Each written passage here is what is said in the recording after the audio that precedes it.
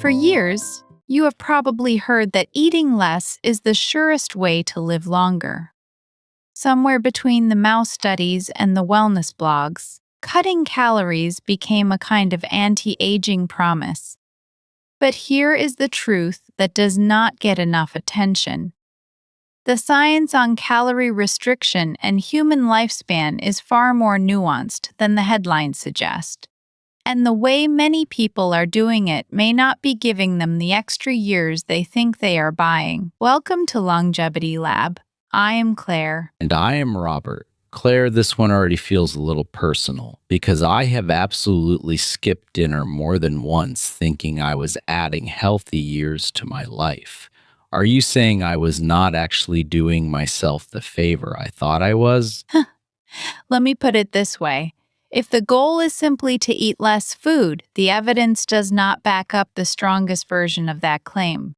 But if the goal is to improve your health span, the years you live free of serious disease, then there is a version of this idea that does have real science behind it. Health span. I love that word. It is the part of aging people like me actually care about. But before we get there, can we talk about why the Eat Less, Live Longer story became so popular in the first place? Because I have heard it for decades. Absolutely. The story starts with animal studies, and they were genuinely striking. In many laboratory strains of mice, rats, worms, and fruit flies, researchers found that reducing calorie intake by about 30 to 40% while preventing malnutrition extended lifespan. In some experiments, the animals lived up to 50% longer than controls. That is a huge effect, and it is real. 50% longer? If someone told you that about a human, you would think the fountain of youth had been discovered. Exactly. And that is part of the problem. The early findings were so dramatic that they launched an entire industry of anti-aging advice, but most people never heard the next chapter of the story. Which is what? The next chapter is what happened when scientists tried to repeat the finding in primates, animals much closer to us biologically. There are two famous long-term studies in rhesus monkeys that started in the late 1980s. One was run by the National Institute on Aging, and the other by the University of Wisconsin. Both groups followed monkeys for decades, controlling their diets very carefully. And did the calorie-restricted monkeys live longer? Here is where it gets really interesting. The University of Wisconsin group reported in 2009 that their calorie-restricted monkeys had lower rates of diabetes, cardiovascular disease, and cancer. They also appeared to have improved survival. But when the National Institute on Aging published its own findings in 2012, the researchers found health improvements too, but no statistically significant increase in lifespan. So the two studies seem to disagree. Wait, so one study said calorie restriction extended life in monkeys and the other said it did not? How do you make sense of that? That is the exact question researchers asked. And here is the finding that surprised me most when I first came across it. In 2017, a joint analysis of both monkey studies was published in Nature Communications. When researchers accounted for differences in diet composition, age at the start of the study, and how much the control animals were eating, the overall picture shifted. Moderate calorie restriction in adult monkeys did improve health and survival in many cases. But the effect was not as simple or as universal as the mouse data had suggested. So it was not a clean eat less, live longer result. No, and there is a crucial detail. The control diets in the two studies were different. The Wisconsin control monkeys were fed a more refined, higher sugar diet, so the contrast with calorie restriction looked bigger. The National Institute on Aging control monkeys already ate a healthier, more whole food-based diet. In that group, adding calorie restriction gave less additional benefit. That tells us something huge. Diet quality may matter as much as or more than the number of calories you cut. I had no idea the two studies used different control diets. That explains so much. It is not just about calories. It is about what those calories are made of. Exactly, and this is a theme that comes up again and again in nutrition science. The background diet changes everything. Okay, so that is monkeys. What do we know about actual humans? Because as much as I like monkeys, I care about what happens in people. Fair enough. For humans, we do not have a decades long controlled trial that measures lifespan directly. That study would be almost impossible to run. But we do have something valuable. It is called the CAREE trial. The CALERIE trial. Tell me about it. CAREE stands for Comprehensive Assessment of Long-Term Effects of Reducing Intake of Energy. It was a randomized controlled trial that followed 218 healthy, non-obese adults. Half of them were asked to reduce their calorie intake by 12% for 2 years, while the other half continued their usual diet. And the results were important. What did they find? The calorie restriction group lost about 10% of their body weight, mostly fat. More importantly, they showed significant improvements in markers like blood pressure, cholesterol, insulin sensitivity, and a marker of inflammation called C-reactive protein. Those are all strong signs of better metabolic health. So, eating less did improve health in humans. Yes, but pay attention to the level. This was a modest 12% reduction in calories. It was not severe restriction, and the trial measured cardiometabolic health, not actual lifespan. We cannot say from Calorie that these people will live longer. What we can say is that a modest reduction in calories, done carefully, improved several risk factors for age-related disease. So, the common version of the advice, the drastically cut your calories and stay hungry version, that is the part the science does not support. That is exactly right. Severe calorie restriction in humans can come with real risks. It can cause loss of muscle mass, reduced bone density, fatigue, constant hunger, social isolation around food, and even nutrient deficiencies. And for older adults, muscle loss is a huge concern because it is linked to falls, frailty, and loss of independence. That is a big one for me. I am in my mid 60s. I do not want to trade a little bit of calorie restriction for losing the strength I need to get out of a chair easily or carry groceries. And that is a completely justified concern. The research on older adults consistently shows that preserving muscle is a priority. If you cut calories too aggressively without enough protein and resistance exercise, you can lose muscle and bone along with fat. That is not a longevity strategy, that is a frailty strategy. That is a line I will remember. Frailty strategy versus longevity strategy. Good, because the goal is not just to live long, the goal is to live well. So, can you help me understand the biology? Why would eating less potentially slow down aging in the first place? What is actually happening inside the cell? This is one of my favorite parts. The mechanism is not just about weight loss. Inside your cells, there are nutrient sensing pathways. When energy is abundant, growth pathways like mTOR and insulin signaling are turned up. That is useful when you are young and growing, but with age, constantly running in growth mode can leave cells overworked. So, it is like a car engine that is always revving. That is a great analogy. Think of your body as having two modes. One is growth mode, where cells divide and build. The other is repair and recycling mode, where cells break down damaged parts and clean house. When you reduce calorie intake, even modestly, the body dials down growth signaling and turns up repair pathways. And one of those repair pathways is the one I have heard people talk about, autophagy. Exactly. Autophagy is basically your cells taking out the trash. It is the process where damaged proteins, old mitochondria, and other cellular debris get broken down and recycled. The word literally means self-eating. When autophagy is working well, your cells stay cleaner and more resilient. Calorie restriction is one of the most reliable ways to activate it. So it is not just that I weigh less, it is that my cells are being cleaned out more efficiently. Yes, and that is a very different mental model from calories in, calories out. The calorie restriction story is really a cellular maintenance story. I had no idea that was the mechanism. It makes the science feel more real. But here is my question.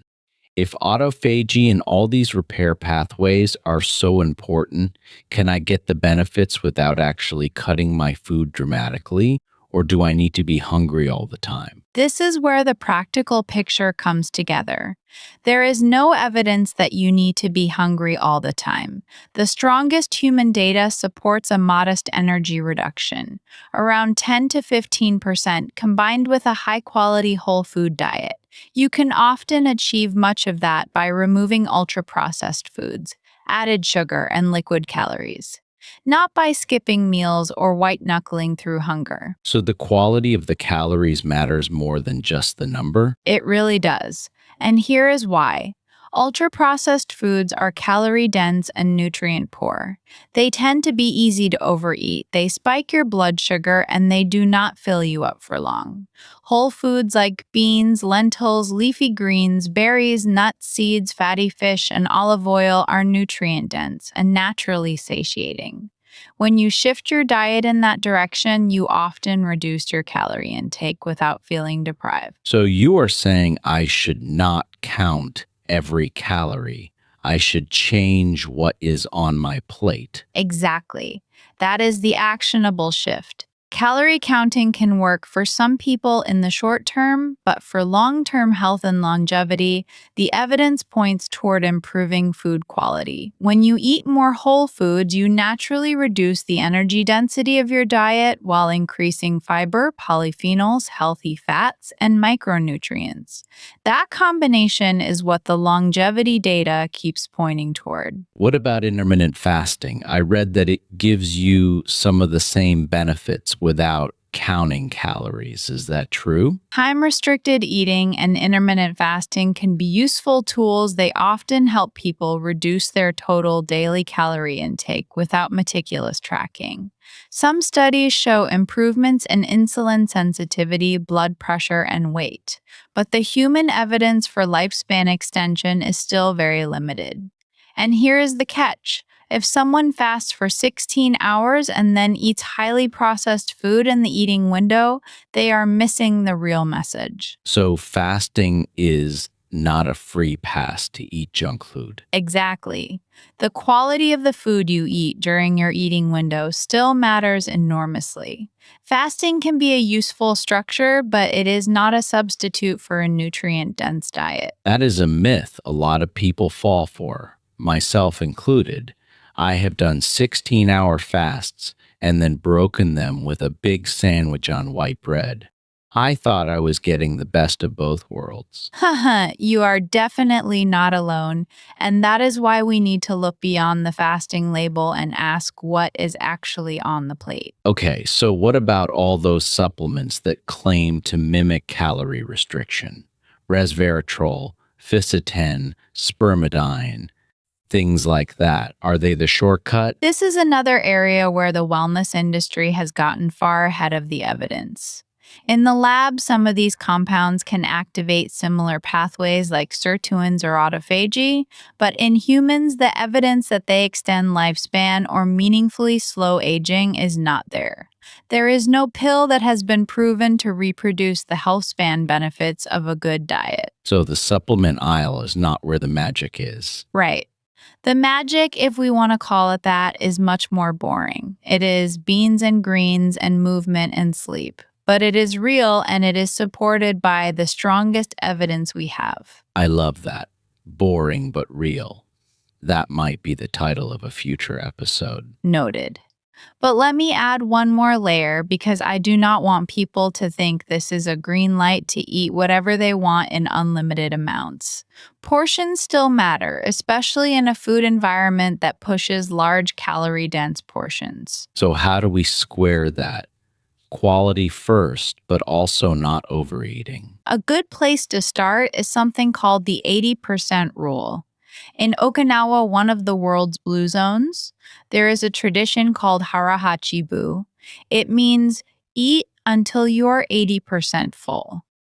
These communities also eat a very high quality, mostly plant based diet, rich in sweet potatoes, vegetables, soy, and small amounts of fish. They have some of the highest rates of centenarians in the world. I have heard of the Okinawan diet, but I did not know about the 80% rule. Yes.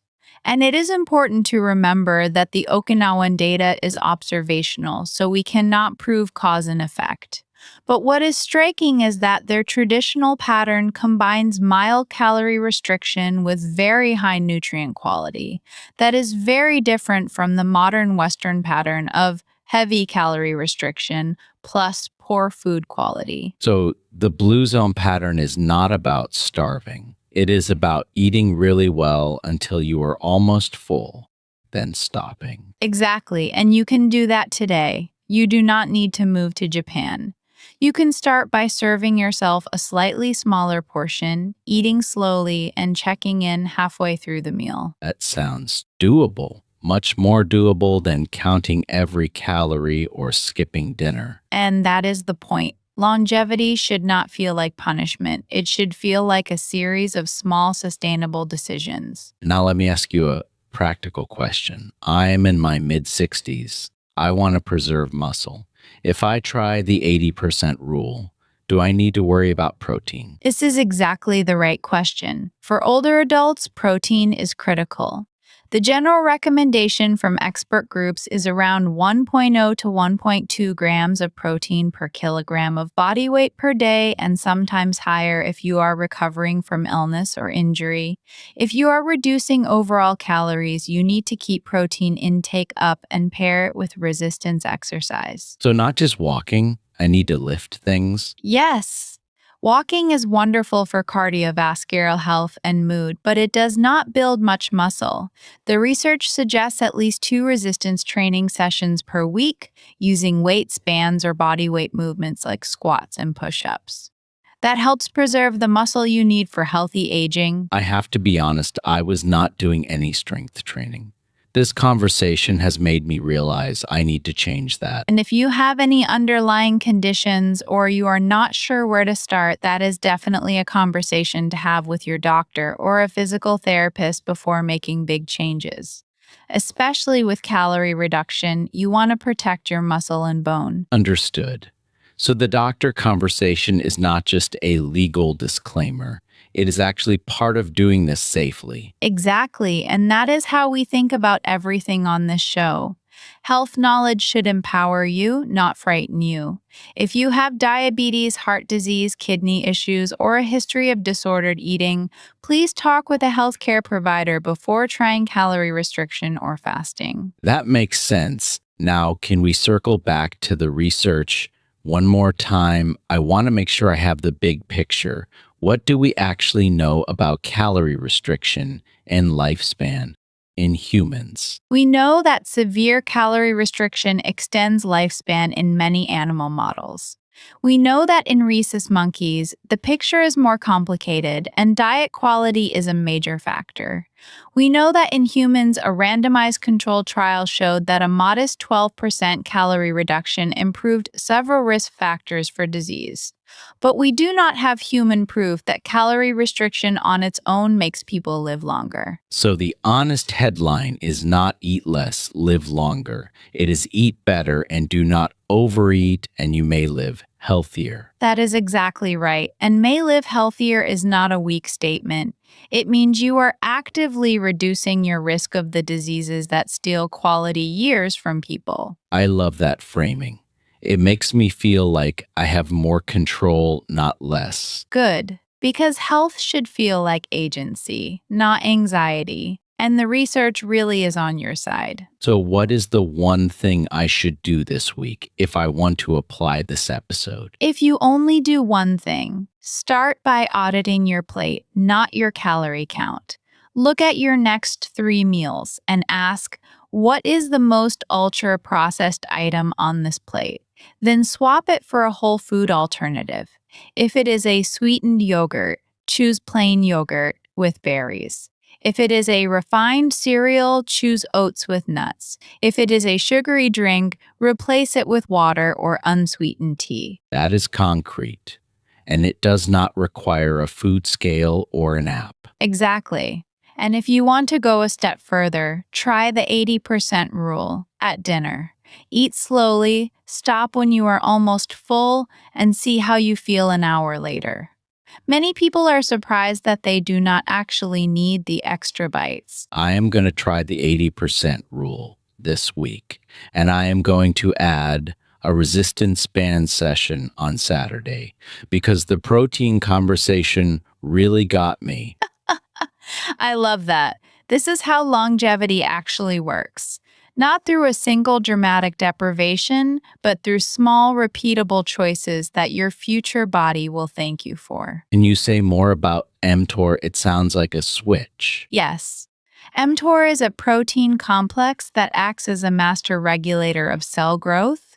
When you eat, especially protein and sugar, mTOR is activated. That is good for building tissue, but if it is always on, it can keep the cell focused on building and not on repairing. Calorie restriction and fasting dial down mTOR, which gives autophagy more room to operate. So it is not that mTOR is bad, it is that we need the balance. Right. You want growth when you are building muscle after exercise, and you want repair when you are resting. The rhythm matters. Constant eating and constant energy surplus may push the balance too far toward growth and aging. But if protein activates mTOR, does that mean my adequate protein for muscle is also activating aging pathways? This is a common worry. The answer is nuanced. Protein is essential for muscle maintenance, and resistance exercise itself also activates mTOR locally in muscle, which is good. The harmful state is chronic systemic overactivation from constant excess calories, especially combined with inactivity. The goal is not to eliminate mTOR. It is to have periods of building and periods of repair. So, eating adequate protein and doing strength training is very different from constantly overfeeding. That is reassuring. I was afraid the science would tell me to choose between muscle and longevity. It does not. In fact, the longest lived populations tend to have strong social connections, regular movement, and meals centered on whole foods. They are not obsessing over mTOR. They are living in a rhythm that naturally supports both building and repair. That makes the whole thing feel less like a laboratory experiment and more like a life I can actually live. That is exactly the shift we want. The goal is not to mimic a lab animal. The goal is to translate the biology into a sustainable human pattern. What about biological age tests? I keep seeing ads that claim calorie restriction or fasting lowers your biological age. Is there any real science there? There is fascinating science, but it is early. Some studies use epigenetic clocks, which look at chemical tags on your DNA that change with age. In the CALERIE trial, researchers did see changes in some of these markers, but the clinical meaning is not fully understood. A lower biological age score in a commercial test does not necessarily mean you will live longer. So it is another area where the marketing is ahead of the proof. Yes. The tools are promising for research, but they are not yet a reliable way to tell an individual how long they will live. I would not make big dietary decisions based on a consumer biological age test. What about the idea that calorie restriction works better for some people than others? Is that true? That is a very important point. Genetic background, sex, baseline health, and age all play a role. In some of the primate data, the effects of calorie restriction varied by sex and by when the restriction started. In humans, people with different baseline metabolic health may respond differently. That is why one-size-fits-all longevity advice is dangerous. So someone with, say, a history of being underweight or having low blood pressure would not just cut calories blindly. Exactly. For some people, especially older adults who are already at risk for muscle loss, calorie restriction could do more harm than good. The same intervention that helps a person with obesity related inflammation might hurt a person who is already lean and losing muscle. This is where personalized medical advice is not a luxury. It is essential. One thing I have always struggled with, I read that most people underestimate how many calories they eat. So when someone says they are doing a 12% reduction, how do they even know? That is a real issue. Dietary recall is famously inaccurate. In the CALERIE trial, participants received intensive support and regular measurements. In real life, people often think they are eating less than they are. That is why I prefer behavior based changes rather than precision calorie math. Change the food environment, the plate composition, and the eating pace, and you usually reduce intake without needing to know the exact number. So the 80% rule and the food swaps are more reliable than trying to log every calorie. For most people, yes. Logging can raise awareness for a short time, but long term, the goal is to build an environment where the healthy choice is the default choice. That feels like a realistic plan. But I have to ask, because you mentioned the supplement aisle, if there is no shortcut pill, why do so many people still buy those products? Because hope is powerful and the wellness industry knows how to sell it. The idea that a capsule can mimic calorie restriction is extremely attractive.